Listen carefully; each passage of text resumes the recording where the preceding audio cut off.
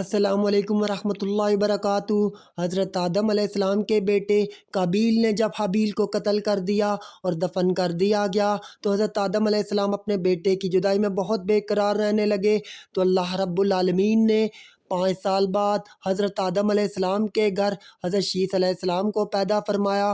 وہ سیرت و صورت میں حضرت آدم علیہ السلام سے ملتے جلتے تھے، اسی وجہ سے حضرت آدم اپنے بیٹے حضرت شیث علیہ السلام سے بہت محبت کرتے تھے، اور وفات سے قبل حضرت آدم علیہ السلام نے حضرت شیث علیہ السلام کو اپنا ولی عہد بھی بنا دیا۔ حضرت شیث حضرت آدم سے جنت کے واقعات غور سے سنتے اور دنیا کی لذتوں کو چھوڑ کر وظائف اور بندگی میں اپنا وقت گزارا کرتے تھے۔ حضرت شیث ہی کے زمانے میں قوم 2 دڑوں میں تقسیم ہو گئی، ایک قابیل کی اولاد کی فرما برداری کرتی، جبکہ دوسری حضرت شیث علیہ السلام کی نصیحتوں پر عمل کرتی اور راہ راست پر چلتی۔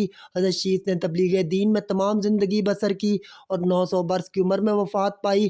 حضرت شیث علیہ السلام نے اپنی قوم کو نصیحت کی کہ اللہ تعالیٰ کو ایک ماننا، نیک اور بد کی تمیز کرنا، ماں باپ کا کہا ماننا اور ان کی خدمت کرنا، لوگوں سے صلح رحمی کرنا، نیکی اور محبت کرنا، غصے کو حد سے زیادہ نہ بڑھانا، محتاجوں اور مسکینوں کی مدد کرنا، صدقہ کرنا، رحم کرنا، گناہوں سے پرہیز کرنا، مصیبتوں پر صبر کرنا اور ہر حال میں اللہ رب العالمین کا شکر ادا کرنا۔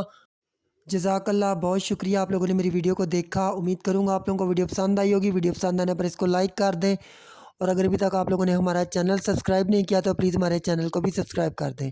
اللہ حافظ۔